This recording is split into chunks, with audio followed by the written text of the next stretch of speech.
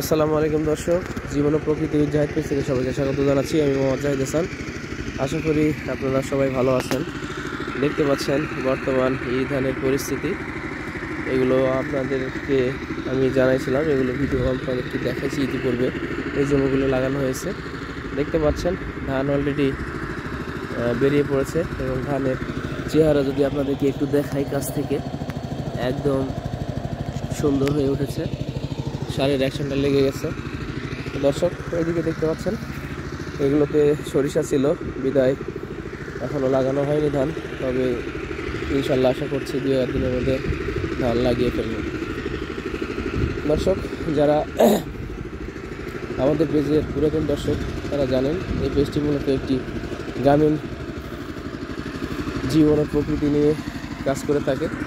তারই ধারাবাহিকতায় আমি বিভিন্ন ধরনের আমার নিজের কৃষি আবাদ এবং তথা অত্র অঞ্চলের কৃষি আবাদ এবং বিভিন্ন ধরনের প্রাকৃতিক দৃশ্যগুলো তুলে ধরি। দর্শক যাদের এই ভিডিওটি ভালো লাগবে বা যারা গ্রামের জনপদ ঐতিহ্যবাহী জিনিসপত্রগুলো দেখতে ভালোবাসেন তারা অবশ্যই আমার পেজটি ফলো করবেন। দর্শক এই দেখতে পাচ্ছেন সব সরিষা অলরেডি তোলা হয়ে গেছে, এখন কালকে এটাকে উঠিয়ে নিয়ে মারার পালা। ইনশাল্লাহ কালকে উঠিয়ে ফেলবো। এটা উঠিয়ে ফেলা হয়েছে। ঘটনা হলো যে আমি এই সরিষাটা আরও একদিন আগে উঠাতে হতো। সরিষার পরিস্থিতি খুবই খারাপ, সরিষা অলরেডি ফেটে ফেটে জমিতে পড়ে যাচ্ছে, তো উঠাইতে পারিনি। তার একটা কারণ আসছিল, মূলত আমি একটা শিক্ষাগত পেশায় যুক্ত আছি। আমার প্রতিষ্ঠানের ছোটো বাচ্চাদের 26শে মার্চ উপলক্ষে খেলাধুলা হয়েছে এবং কালকে সাংস্কৃতিক অনুষ্ঠান, এই কারণে এটার দিকে হাত দিতে পারি নাই এবং উঠাতেও পারি নাই। তো ইনশাল্লাহ তুলে ফেলবো, কালকে তুলে মাড়াই করবো।